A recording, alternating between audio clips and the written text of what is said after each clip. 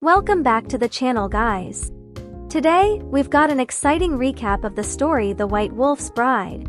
Sit back and enjoy. Beastmen and humans, those who devour and those who are devoured, a marriage between them can only be considered unorthodox.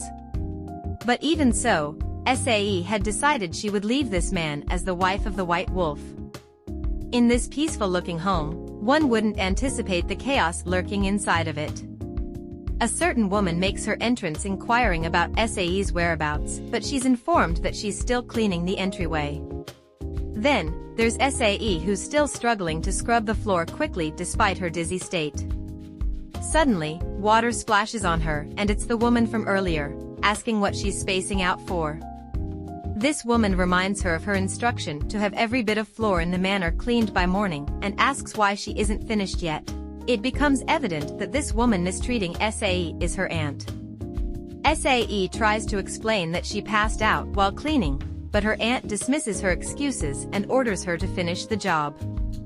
Her auntie kicks her and reminds her that she came back home crying after getting married, and she was kind enough to let her stay, so the least she can do is help around the house. Sae's sister, Chiyo, even mocks her unkempt appearance.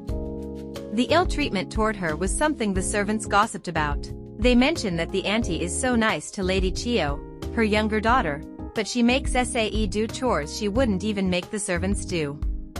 They see her as a nuisance who just came back to the Fujigamine family after getting married. Sometimes she even catches them gossiping about her. When Sae was 15 years old, she was the only survivor of a fire that killed both her parents, and she was adopted by her uncle who had loathed her from the beginning. He always reminded her of why he took pity on her and accepted her, and he married off when she was just 16 years old. The marriage failed, and she was driven out from the house as well, and now she's 25 years old already. She believes that no one needs a woman her age, but she doesn't have any connections that would help her live alone as a woman. What choice does she have other than to be thankful that they are letting her live here? The scars on her hands never heal no matter how much time passes because of all the chores she does with her hands. She has a dog called Maru, which her late parents adopted for her because she loved animals and she considers the dog her only family. Inside the house, Chiyo is informed by her parents that she's going to be married off to a beastman from the Kamishiro family. Her mother tries to convince her that the family might be beastmen, but they have the rank of the count and they're a clan of apothecaries that the entire empire relies on. She even believes that this union will unite their families. Her mother tries to convince her further, but she firmly stands her ground that she refuses to marry a savage beast man. So, they bring up an idea to replace Chiyo with Sae to become the beast's fiance. The Kamishiro family is a family of white wolves, feared by all. It is said that they devour anyone who they dislike and that the family head is a wolfman who has committed all the atrocities possible. They verbally torture her, telling her to make herself useful for their family. Her uncle even warns that under no circumstances should she tell them that she's already had a failed marriage. She was sent away without being able to bring Maru with her. She realizes that she needs to prepare herself to be a suitable bride for the Kamishiro family, even though she's only marrying into the family in someone else's position. Right now, she must do her best to serve her new husband. Finally, she arrives and her presence is announced to Lord Souhaku. A spacious plot of land in the middle of a forest, on which a beautiful mansion quietly stands, that is the Kamishiro estate. The Kamishiro family has served the empire as apothecaries for ages, and the current head of the family is the 9th, Lord Souhaku Kamishiro. Is he as terrifying a man as the rumors say? Sae asks, staring at the building. She sits in the living room trying to calm herself down, and then she recalls her sister's terrifying words to her concerning her new husband, but she asserts that it's fine, still trying to stay calm. Suddenly, a man with pure white hair and golden eyes comes out, and it's Lord Souhaku Kamishiro. She stands up to greet him and introduces herself, but he glares and says that on an occasion like this, he never thought a human woman would show up. Furthermore, he says that he told his mother that marrying a human was unthinkable, even if it was for the sake of the Kamishiro family. Then, he asks her if she has ever seen a beast man before, while his human form gradually starts changing to that of a white wolf. He warns that she'll probably regret ever coming there once she sees him in this form. All the while, Sae stands there in shock as she watches his human body transform into a white wolf. "Isn't that terrifying?" he asks. She responds with a negative affirmation, shivering in fear. Despite all his efforts to scare her, she boldly remarks that she came to the Kamishiro estate prepared to become his wife. After hearing this, he mentions that she'd better try to get the people here to acknowledge her as his fiancé, though she'll probably run away soon enough, and then he walks away. "What a terrifying scene that was," she says, holding her shaky arms. Later that day, the servants in the estate gossip about her. It remains a mystery to them that a beastman and a human are getting married. They also believe that she's just going to flee in fear soon enough. After all, Lord Souhaku hates humans and there's no way it would work out. Thinking to herself, Sae laments that it seems she's not welcome inside the Kamishiro estate either. Her uncle's family and her first marriage, she wasn't welcome anywhere. But still, she didn't want to give up just yet on finding a place for herself. So now, she's all set to do some chores, but the servants insist on doing them despite her plea to help out. While she's still talking to the servants, Lord Souhaku overhears her voice and watches her through the window. He tries to figure out the faint scent he smelled when he was close to her. "I know it from somewhere," he says, as he continues to watch her. It's been 10 days since she came to the Kamishiro estate as Lord Souhaku's fiancée. Whenever she tries to help out with something, it is always perceived as a pretense. She can't blame them for thinking that way though. Humans and beastmen have lived separately since long ago, with very few relations between them, which is why she knew they weren't going to accept her very easily. However, she's determined to at least do whatever she can to help out until the engagement gets called off. Back when she was at the Fujigamine household, whenever her heart was about to break from the pain, Maru was always by her side. But now, this place is filled with beastmen rumored to harm humans. Luckily, she's still alive. While Sae wanders around the estate one day, she comes across a servant who fell carrying laundry. Seeing that the servant has hurt her wrist, she rushes to help her do the laundry. After they are done washing, Sae uses her handkerchief to cool the servant's injured wrist. The servant wears a big smile and thanks her, but Lord Souhaku's presence interrupts them. He can't believe that she's still in the estate. "I need to talk to you, come with me," he says, with his eyebrows furrowed. As soon as they get inside, he slams his hand on the door behind her, startling her, and then he starts talking about how stubborn she is and the fact that he did not expect her to try to win over the servants by helping them. In defense, she says she's not trying to win them over, and then she asks him if he hates humans. With his fangs out, he affirms that he hates them. He explains that beastmen have a long history of being discriminated against by humans. They call them savage and filthy. Then he asks if she also thinks the same thing. She recalls all her encounters in the estate and replies that she doesn't think that at all. So, he reminds her that she said she came prepared to become his wife, but he also informs her that becoming a beastman's wife doesn't only mean existing inside the manor. He mentions that she has to live with beastmen and accompany him to social events, and unlike humans, beastmen have rut periods. He leans closer and adds that when he's in a rut, he desires her physically as his wife.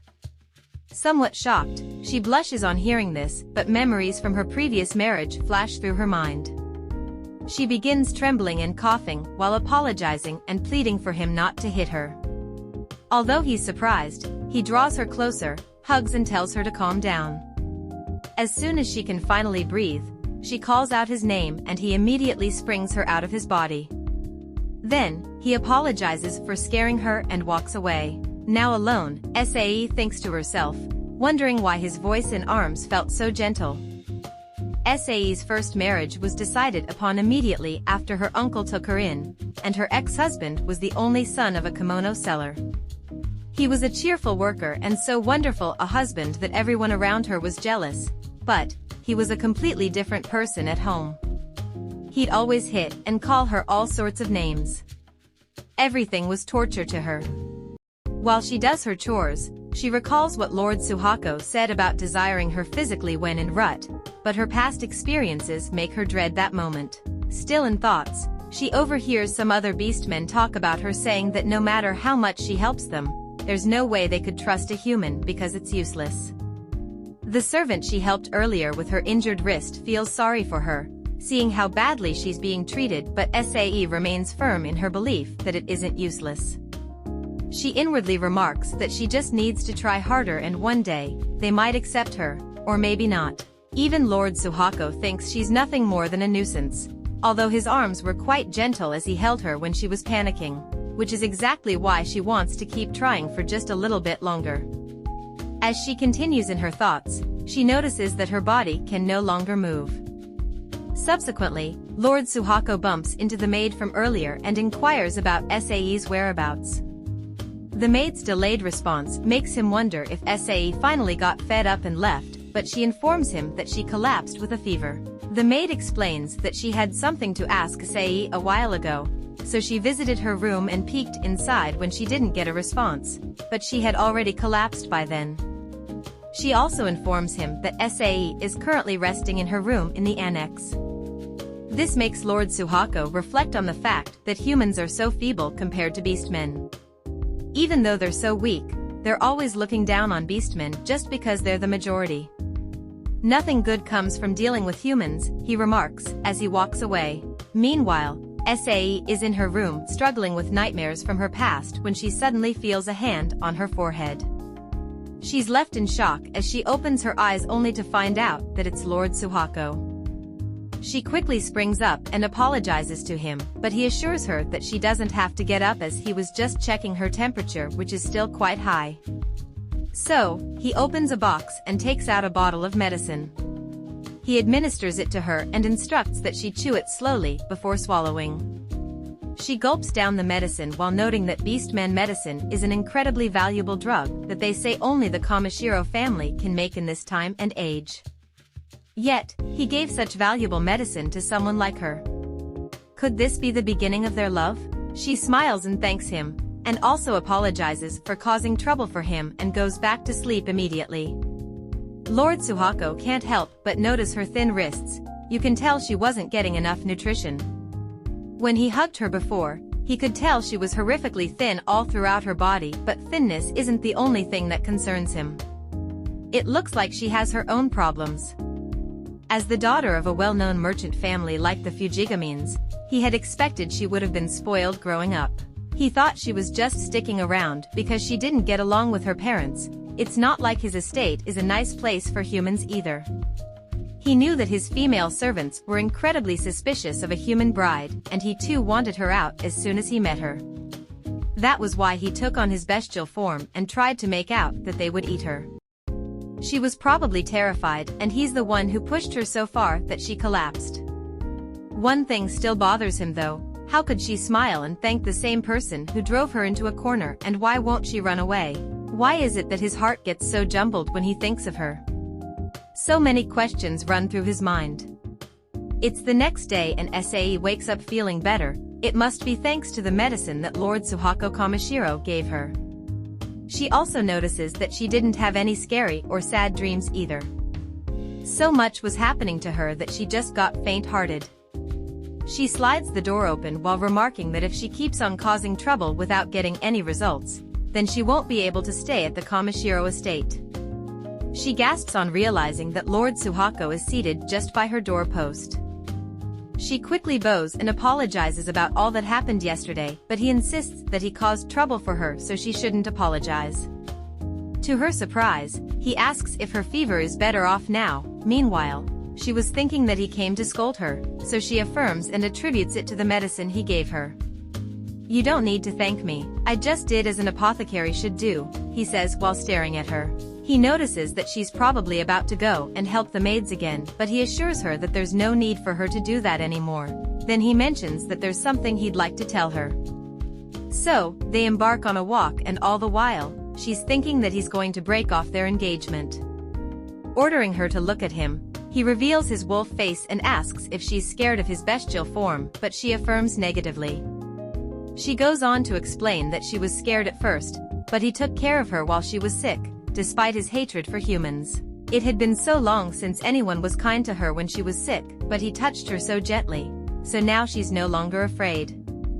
After hearing this, Lord Souhaku says that he still can't trust the words of humans, but he wants to. At first, he felt like he knew her scent, although he has no recollection of ever meeting her, which is why it bothered him so much. After that, seeing how she kept on looking at him with her honest gaze, he remembered just a little bit how he felt about humans in the distant past. To her greatest surprise, he calls her by her name and asks if he can trust her. Is he really going to trust me? She inwardly asks herself, while recalling her uncle's stern warning not to let the Kamishiros know that she already had a failed marriage. But how can she want him to trust her when she still has something she's hiding from him? She decides to spill the bean by revealing that she has already been married once in the past. She begins quivering and stuttering as she tries to explain the reason for her divorce, but he holds and comforts her, saying that she doesn't need to force herself to tell him. He then asks if that's why she panicked before, and she affirms. In his musings, he says that it must have been why her relationship with her parents soured. Still thinking to himself, he mentions that the Fujigamine family was supposed to have another daughter and that one probably forced Sae to take her place because she didn't want to marry a beastman. He takes her hand and tells her that even if she's been married before, it doesn't change how he feels, so she shouldn't worry about it as she's already his fiance. She looks at him stunned before tears start rolling down her cheeks. Worried, he asks why she's crying and she apologizes before stating that it's because she's so happy. Before now, she was afraid that she'd be chased out of the Kamishiro estate just like she had been chased out of everywhere else. Ever since she lost her parents in the fire, she thought that there was no place for her anywhere and she was even afraid of living, but Lord Souhaku proved her wrong and took her hand. As she continues to cry, she asks if it will be right for her to believe in him too. At the Fujigamine household, Sae's sister, Chiyo, is loudly expressing her frustration with the lackluster arranged marriage proposals she has been receiving. She feels that the man she marries must be perfect, unlike her sister who she imagines is living in fear among beast men in a grand mansion. Chiyo, who is young and very attractive, is confident that she will find an amazing husband whom she can boast about, especially to her sister. Subsequently, Chiyo continued to receive letters, but they were from people who did not meet her standards. She admits to feeling bored and lonely now that her sister is gone. While she is deep in thought, Sae's dog, Maru, abruptly starts barking at her. Despite all her efforts to make it go away, it keeps on barking at her, and she ends up calling on her mother to get rid of the dog. Her mother explains that she wants to get rid of the dog quickly too, but they need to have something to make Sae grateful to them. They are the ones taking care of her dog, after all, so they might be able to squeeze a little bit more money out of the Kamishiros this way. Chiyo only pouts as she listens to her mother speak, then she goes to her father to complain that the only thing her mother has been talking about lately is the Kamishiro's money, but her father isn't having it at all. Amid a heated argument with her father on the topic, a man arrives to inform him that a letter from the Kamishiro family has arrived. Chiyo is curious to read the letter first, but her father slams his hand on the table and sends her out of his office. At that moment, she realizes that all they care about is her sister's marriage, even though she has always been the priority. For that reason, she vows never to forgive her sister for stealing her parents' attention from her. Back at the Kamishiro estate, Sae is sitting in front of a mirror in her room, reminiscing about her encounter with Lord Souhaku. She finds it hard to believe that he's trusting her, and now, she's more determined to become a lady worthy of his trust. Her thoughts are interrupted by the maid she had helped earlier. The maid apologizes for the sudden visit and returns the handkerchief Sae lent her when she was injured. After expressing her gratitude, the maid asks about Sae's health. Sae then realizes that the maid is the one who found her after she collapsed and apologizes for troubling her. The maid, named Riri, insists that she's the one who has been in the wrong despite Sae's kindness. Sae is touched by this and expresses her happiness hearing the maid say this. As they become friends, Riri, who is a squirrel beast woman, reveals that beast people are afraid of humans because they can be arrested immediately if they go against them. Riri proposes to tell everyone about Sae and wants them to know what a kind lady she is, including Lord Souhaku. While they are still talking, Lord Souhaku unexpectedly walks in, catching them off guard. He tries to speak to Sae, but it leads to stammering. The young man he came with teases him for being all bashful when all he needs to do is tell her that he came for a visit. Stunned, Sae is left wondering who the other man is, while Lord Souhaku and the man keep on throwing shades at themselves. After a while, he clears his throat and introduces the man as Tadamasa, his aide. Tadamasa begins making spiteful side comments about Sae, but she boldly replies by saying that they'll never stop doubting her if she takes advantage of her status as Lord Souhaku's fiance when she's the only human among beastmen. Furthermore, she says that even if it's gradually, she would like to aim to become accepted as Lord Souhaku's fiancé. She and Tadamasa engage in a moment of verbal exchange until she finally accepts that rather than speaking out of line, he was just giving her a push. Shocked by her reaction, Tadamasa asks her if she shouldn't be getting angry with him, but he gets no initial response. Just then, Lord Souhaku smiles and commends Sae for getting a look like that out of his aide, but she just stares at him stunned, realizing that it's the first time he has smiled for her. Lord Souhaku and Tadamasa engage in a little banter following the Lord's smile, leaving Sae and Riri entertained, but Sae finds it strange that they seem more like equal friends than master and servant. Lord Souhaku and Sae continue their discussion outside, alongside Tadamasa, where he informs her that he has given Riri orders to tell the other servants that she's officially his fiancée. He suggests that it would be a good idea for Sae to have Riri with her when she's walking around the estate. With that being said, he reveals that there's somewhere he wants to take her. As they get to the building, he mentions that it's his medicine room and workplace, where he cultivates his medicinal herbs and creates medicines. Normally, no one but himself is allowed inside. Is it really okay for me to go inside somewhere so important? Sae asks, and he affirms. He then explains that the reason he came to see her today is because he wanted just the two of them to talk. So, he stretches his hand while requesting hers and offering to show her inside. As they go further into the tour, he urges her to be careful because of the damp ground. Along the line, he stops and poses a question. Have you ever seen a beastman eat a human? Sae pauses and remembers her sister's words, then she replies by saying that she hasn't seen it happen herself, but she's heard about it happening quite several times. Lord Souhaku begins by explaining that man-eating is a deep-rooted issue between their races, though they're often misunderstood, and not all beastmen eat humans. He adds that only those who have tasted human blood devour them because the taste of human blood is similar to narcotics to them. Once they've tasted it, they will never forget it, plus it arouses their bestial instincts and drives them to eat humans. He assures her not to worry because he has never eaten a human before and his family will never accept a man-eater. To wrap it up, he vows to protect her. Sae looks at him with her eyes wide open and then she smiles and thanks him. She proceeds to say that while she has been afraid of man-eaters up until now, she will fear them no more because she's with Lord Souhaku. A moment later, he turns and asks if it would be okay if he does some work and also tells her that if she'd like to go back to her room, he will have Tadamasa escort her. To his surprise, she offers to help him instead, which he readily accepts. We learn that the Beastman medicine that Lord Souhaku creates is a top-quality medicine that is said to work against any illness and has been offered to the Emperor for a long time. The Fujigamine Trading Company wants to sell it overseas, and the Kamishiro family wants to spread it, which is why they sought to join their families. Sae's marriage to Lord Souhaku was for that purpose, but she wants to be more of a help to him. As he continues working, he asks her to pass him a specific book. When she lifts the book, she reads the title, which is in a foreign language. This surprises Lord Souhaku, and he's forced to ask if she can read foreign text. She explains that she lived abroad until she was 15 because of her father's work with the Fujigamine Trading Company. During that time, she became interested in foreign novels and asked her father to buy her some volumes. He taught her the language as they read.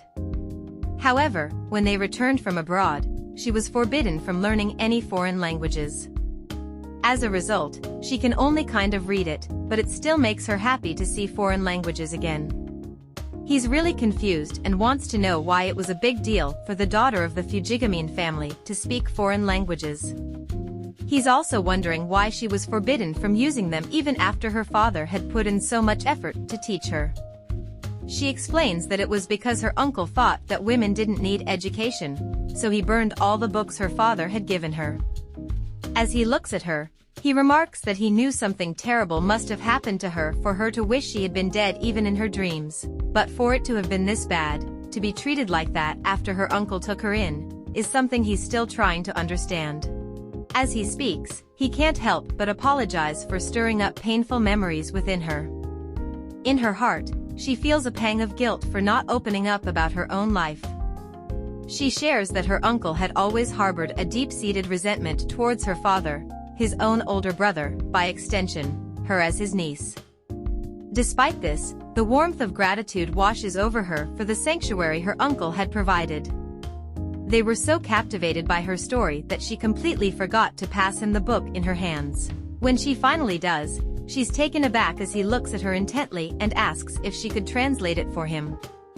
With a thoughtful expression, he clarifies that the book is a medical text he had sourced from overseas. While the illustrations speak volume, he struggles to decipher the written words. But wouldn't it be best to consult an expert, she suggests, unsure of her own abilities. He counters with admiration, telling her how remarkable it is that she could read a foreign language. He then poses a thought-provoking question: wouldn't her late father be disappointed if she allowed her talent to fade into obscurity? The weight of his words causes a rush of bittersweet memories of her father. As she stands there, lost in her thoughts, Lord Souhaku's gentle voice breaks through the fog, reminding her that she's the only one he can trust with this task. He pleads once more for her assistance. Despite knowing that he could attain a faster and more precise translation from someone else, she feels a sense of purpose wash over her at his unwavering faith in her abilities. With a soft smile, she agrees to help him.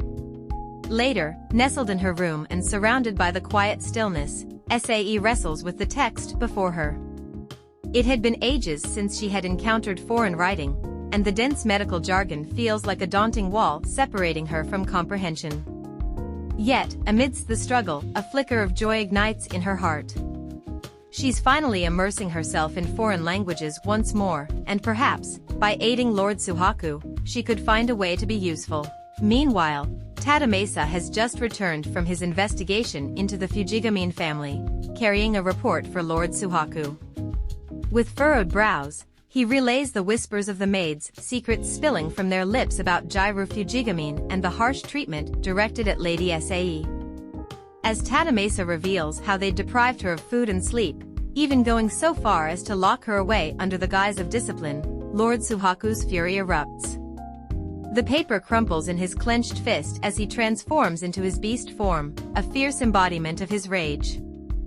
He commands Tadamasa to draft a letter to the Fujigamine family, announcing a lavish party to celebrate his engagement to Sae.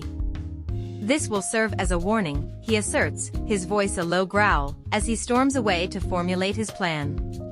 Meanwhile, in the Fujigamine household, the atmosphere thickens with tension as they receive Lord Souhaku's letter. Chiyo erupts into mockery, ridiculing the engagement with biting remarks about the impending aroma of wild beasts, yet she couldn't resist the allure of attendance. As the banter continues between Chiyo and her mother, the father simmers in the background, his resentment brewing. He mutters bitterly about the arrogance of the Kamishiros, all the while scheming. The thought of marrying Sae to the BEASTMAN filled him with greedy ambition. Controlling the supply of BEASTMAN's medicine would grant him unprecedented power for his trading empire. The next day, Sae's maid, Riri, can't help but admire how stunning she looks in the dress Lord Souhaku had specially tailored for her. Sae sits quietly, lost in thought. Today is the engagement party where her union with Lord Souhaku will be officially announced. Her aunt, uncle, and younger sister Chiyo will be there, along with many guests invited by the Kamishiro and Fujigamine families. Will I play my part properly? She wonders, wishing her beloved dog, Maru, could be by her side for comfort. Riri interrupts her thoughts by suggesting she wear the white gloves that came with the dress instead of her usual black ones. As Sae removes her gloves, Riri is startled to see scars on her palms. Sae explains they are burned scars from a fire she was caught in as a child. After a moment of sympathy, Riri cheerfully offers to style Sae's hair as a final touch. Sae, curious, asks if Riri will attend the party, but she replies that she'll be there as a server, like the other Kamishiro estate maids. With a warm smile, Riri adds that she's excited to see Sae and Lord Souhaku looking happy together. Watching her, Sae reflects on how Riri's smile has been a constant source of encouragement since they first met. Soon, Sae steps outside to find Lord Souhaku waiting for her. He looks striking in his perfectly tailored suit. She thanks him for the beautiful dress, but instead of responding immediately, he seems mesmerized, gazing at her. Finally, he tells her how beautiful she looks, catching her completely off guard. She wonders if she deserves to stand beside someone as extraordinary as him, but Lord Souhaku reassures her. "Don't worry if you feel nervous, I'll be with you," he says gently, taking her hand and leading her forward. His kindness melts her heart. At the venue, Chiyo is stunned by the grandeur of the party. She can't believe her sister's engagement is being celebrated in such a magnificent building. Her disbelief grows as she questions this so-called beastman her sister is marrying. Even the young man accompanying her, Kiyoshi Kaneko, seems impressed, remarking that Sae must be incredible to warrant such an event. This irritates Chiyo, and she snaps at him, denying that the party is anything special. Realizing she needs to control herself, she shifts focus to Kiyoshi, her fiance. She prides herself on his status. He's the heir to a prestigious trading firm with strong ties to the Fujigamine family. At least he's far better than a beast, she thinks smugly. Trying to validate her pride, she asks if he'll hold a party like this for their engagement. Kiyoshi hesitates, admitting there's no way he could organize something as extravagant. He explains that the Kamishiro family has been revered apothecaries for generations, even earning the emperor's favor for their medicines. Hearing this, Chiyo is stunned into silence. Her attention shifts as Sae and Lord Souhaku descend the staircase, looking every bit the radiant couple. Chiyo's disbelief deepens. She can't reconcile the handsome man at Sae's side with the beastman she once scorned. And to think, this was the very man she was supposed to marry. Still reeling from shock, Chiyo's fiance suggests they go over to greet Sae and Lord Souhaku. But as she glances at him, Chiyo realizes he's nowhere near Souhaku's level. Taking a closer look, she finds him less attractive than she first thought and feels embarrassed to even call him her fiancé.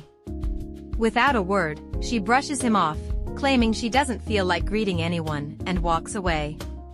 Meanwhile, her mother watches from a corner, silently regretting her decision not to force Chiyo to marry the beastman. Lost in thought, she is startled when Chiyo approaches with a proposition of her own. While the newly engaged couple mingles and receives congratulations from the guests, Tadamasa approaches Lord Souhaku. He informs him that he noticed someone suspicious lingering outside earlier, though the person fled as soon as they realized they were spotted. Before Lord Souhaku can respond, a familiar voice calls his name. Sae instantly recognizes it as her uncle's. He strides toward them, thanking the beastman for choosing his niece. Lord Souhaku politely apologizes for not greeting him earlier, explaining that he had to carefully consider the decision to marry Sae. The uncle acknowledges the rarity of a union between a human and a beastman but quickly follows it with a disparaging remark about his useless niece. He even suggests that Lord Souhaku should train her properly after their marriage. As if that weren't enough, the uncle bluntly asks Sae to leave, claiming he needs to speak with the beastman alone. Hurt but obedient, Sae excuses herself. Once she's gone, her uncle asks after Lord Souhaku's mother and he explains that his mother has always been frail but is currently recovering in a distant location. He shares that his father passed away early, leaving his mother deeply concerned about the Kamishiro family's future. To ensure stability, she believed that fostering harmony between humans and beastmen, through alliances like this marriage, was essential. Hearing this, the uncle silently scoffs, dismissing Lord Souhaku as just a pup of a beastman. In his mind, the Fujigamine Trading Company will ultimately control the medicine and reap the benefits. But his smug thoughts are interrupted when the beastman suddenly asks if he knows about the counterfeit beastman medicine that was sold a few years ago. Surprised, the uncle denies any knowledge of it. Turns out that Tadamasa wasn't just investigating the Fujigamine household but also looking into past dealings. If it turns out the Fujigamine company was involved, it raises concerns about how they might handle Kamishiro medicine. Lord Souhaku asserts that drugs must be used responsibly, and he won't allow abuse under any circumstances. Pressured, the uncle insists he's hearing of this for the first time. Lord Souhaku, seemingly satisfied, states that to ensure proper oversight, the Kamishiro family will actively participate in the sales of their medicine through the Fujigamine company.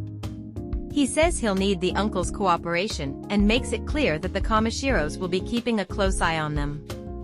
Though reluctant, the uncle decides to play along for now while the beastman recognizes the engagement as a chance to secure both the medicine's integrity and SAE's safety. Meanwhile, SAE stands alone in a quiet corner, reflecting on her uncle's demeaning looks. Her thoughts are interrupted when Chiyo and her mother approach. SAE greets her aunt warmly and immediately asks about her dog, Maru. However, her aunt's dismissive response reminds her of the promise she made to care for Maru while she's away. Her aunt coldly suggests that if SAE is so concerned about the dog, she should come back home and care for it herself. Then, she delivers shocking news: SAE no longer needs to be Lord Souhaku Kamishiro's fiance. SAE is stunned, and before she can react, Chiyo interjects, asking why she's surprised when she was only filling in for her all along. Confused, SAE asks about Chiyo's engagement to the man from the Kaneko family, but Chiyo simply replies that it's no longer happening. Her aunt chimes in, saying she'll handle everything with the Kamishiro family after the party and urges SAE to return to the Fujigamine house. She even promises to take care of her again. The thought of returning to a life of abuse sends chills through SAE. She recalls the cruel treatment she endured and notes that, at some point, she began to feel safe in Lord Souhaku's presence. The idea of marrying him and living peacefully at the Kamishiro estate with Maru had become her hope for the future. But now, that dream feels like it's slipping away. As her aunt and Chiyo continue pressuring her to cancel the engagement, Lord Souhaku arrives. He apologizes to SAE for leaving her alone and immediately catches Chiyo's attention. She introduces herself with a curtsy, unable to hide her admiration for his beauty. At that moment, she doesn't care that he's a beastman. Curious about their conversation, Lord Souhaku asks what they were discussing and Chiyo seizes the opportunity, claiming she only wanted to apologize for her sister's deception. With feigned sincerity, she insists that she is his true fiancé and accuses SAE of stealing the position from her. Smirking, she reveals that SAE has been married before and that her ex-husband divorced her. She begins to sob, saying she's been worried about Lord Souhaku being misled by her sister. She adds that she pleaded with SAE moments ago not to hurt him further and claims SAE agreed to relinquish her position and return home. As SAE opens her mouth to defend herself, her aunt leans in and whispers a threat: "If you speak up, something will happen to Maru." Chiyo, still trying to win Lord Souhaku over, takes his hand and assures him she would make an excellent wife for the Kamishiro family. She boasts about being younger, cuter, and more praiseworthy than her sister. After a long pause, Lord Souhaku finally speaks. "I can't listen to this anymore," he says calmly but firmly. His piercing gaze settles on Chiyo as he adds, "Do you really think I'd believe such blatant lies? Quit this foolish act at once." Please like, share and subscribe. See you in the next one.